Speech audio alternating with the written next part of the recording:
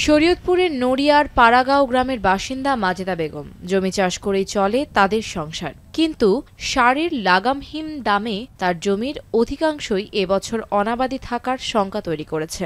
যারা ডিলাররা বাড়াই দিচ্ছে না এই জিনিসটি, আর ওহানা এই যে গৃহস্থলী করুম কেমনে করুম কম দিন, এত দাম হইলে করা যাইব। একই দুর্ভোগে পড়েছেন জেলার অন্যান্য রবি শস্য চাষিরা। সংকটের কথা বলে বিক্রেতারা সার বস্তা প্রতি ৩০০ থেকে ৬০০ টাকা পর্যন্ত অতিরিক্ত দাম নিচ্ছেন। বাধ্য হয়ে প্রয়োজনের তুলনায় কম সার কিনে মাঠে ফিরছেন কৃষক।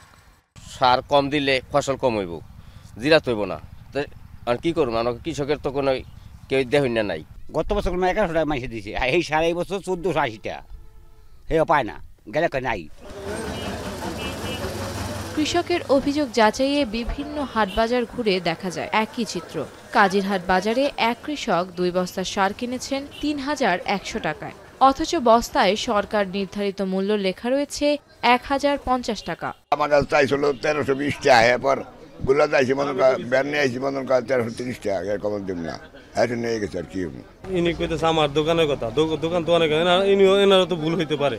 ডিলার ও খুচরা বিক্রেতাদের সিন্ডিকেটে ন্যায্য মূল্য থেকে বঞ্চিত কৃষকরা দাবি জানায় সারের ন্যায্য মূল্য নিশ্চিত ও সিন্ডিকেট ভাঙার।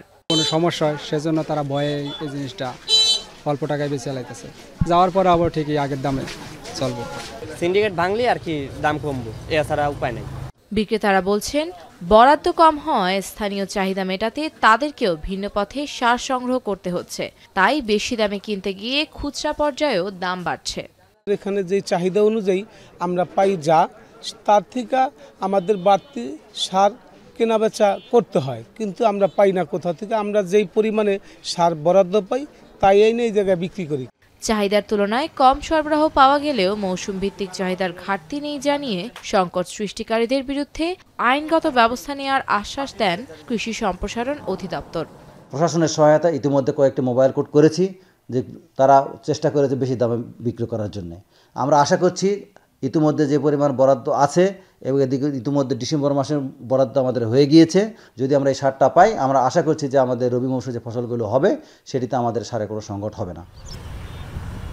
এবছর জেলায় ৮২,৫০০ হেক্টর জমিতে রবি শস্য আবাদের লক্ষ্যমাত্রা নির্ধারণ করেছে কৃষি বিভাগ, কিন্তু সারের অস্বাভাবিক মূল্যবৃদ্ধি সেই লক্ষ্যমাত্রা অর্জনে বড় বাধা হয়ে দাঁড়িয়েছে।